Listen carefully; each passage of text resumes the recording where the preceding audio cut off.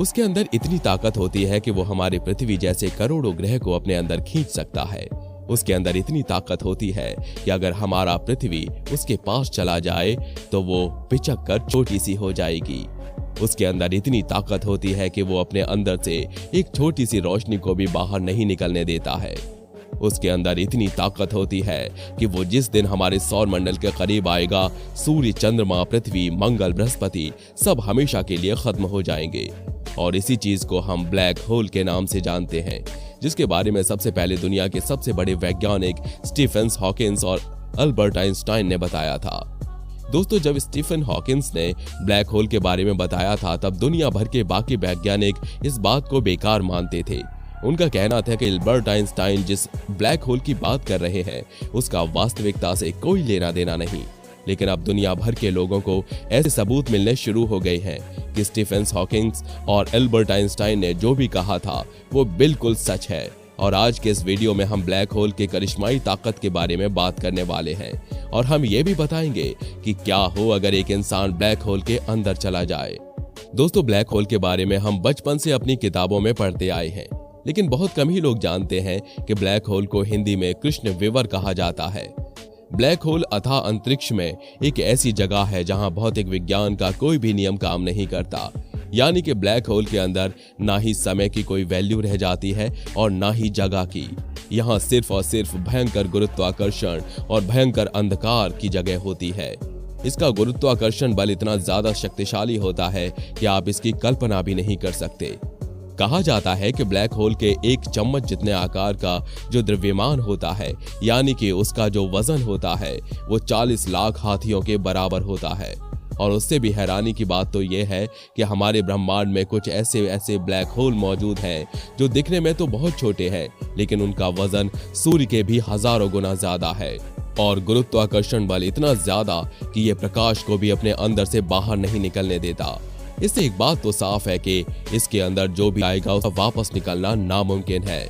दोस्तों, इसे आप इस तरह से समझ सकते हैं कि जब हम किसी अंधेरी जगह पर टॉर्च को जलाकर किसी चीज को देखने की कोशिश करते हैं, उस वक्त टॉर्च से निकलने वाली रोशनी रिफ्लेक्ट होकर हमारी आंखों के पास वापस आती है, तभी वो चीज हमें दिखाई देती है। लेकिन मानकर चलिए कि अगर वो प्रकाश लौटकर वापस ही ना आए तो क्या होगा? यानी कि आपने टॉर्च जलाई और वो प्रकाश कहीं गायब हो गया। इसी चीज को ब्रह्मांड के अंदर ब्लैक होल कहा जाता है, यानी कि कृष्ण विवर। दोस्तों, दरअसल जब कोई विशाल तारा अपने अंत की ओर पहुंचता है, मेरा मतलब है कि हर एक चीज का एक अंत समय होता है, वैसे ही तारा की एक निश्चित आयु होती है। और जब किसी तारा का अंत समय आता है तो वो अपने ही भीतर सिमटने लगता है। धीरे धीरे वो भारी भरकम ब्लैक होल बन जाता है और फिर उसकी गुरुत्वाकर्षण शक्ति इतनी ज्यादा बढ़ जाती है कि उसके प्रभाव क्षेत्र में आने वाला हर ग्रह उसकी ओर खींचकर अंदर चला जाता है। ये सब कुछ अपने अंदर में निगलने लगता है।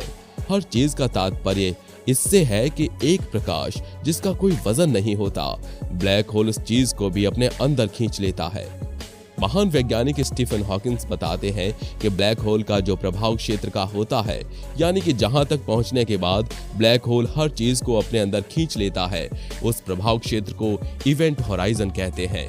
स्टीफन हॉकिंस की खोज के मुताबिक एक ऐसा दिन भी आता है जब ब्लैक होल भी पूरी तरह से द्रव्यमान मुक्त होकर अंतरिक्ष में गायब हो जाता है।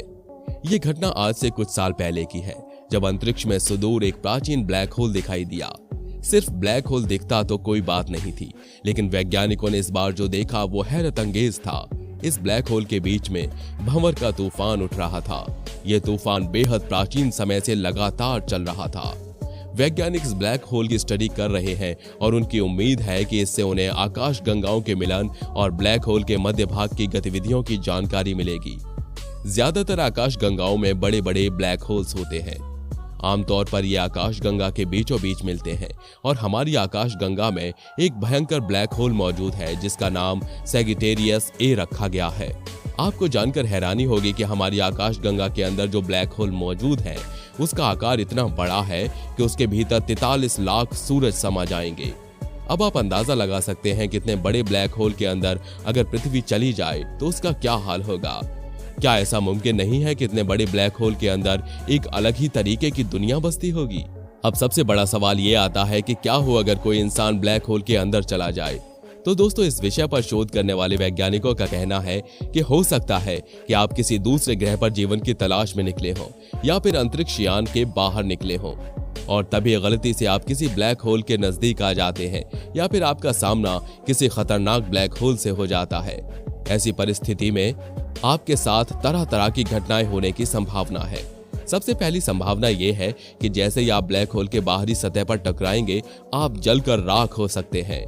दूसरी संभावना यह है कि ब्लैक होल आपको अपने अंदर बिल्कुल अंदर खींच कर लेकर चला जाएगा जहां एक अलग ही दुनिया बसती है। तीसरी संभावना यह है कि ब्लैक होल आपको अपने अंदर इतनी अधिक दबाव के साथ खींचेगा कि आपका शरीर क्षत विक्षत हो जाएगा। कहा जाता है कि आकाश गंगाओं और ब्लैक होल्स के बीच बड़ा मजबूत रिश्ता होता है क्योंकि इन दोनों की उत्पत्ति एक साथ ही होती है। आकाश गंगाओं के बीच में चलने वाली हवा की वजह से ब्लैक होल मध्य में केंद्रित हो जाता है। वो वहीं से धूल और गैसों को खाता और निगलता रहता है। ऐसे में जब तेज हवा चलती है तो ब्लैक होल के बीच भंवर जैसा तूफान बनता है जो अत्यधिक खतरनाक होता है।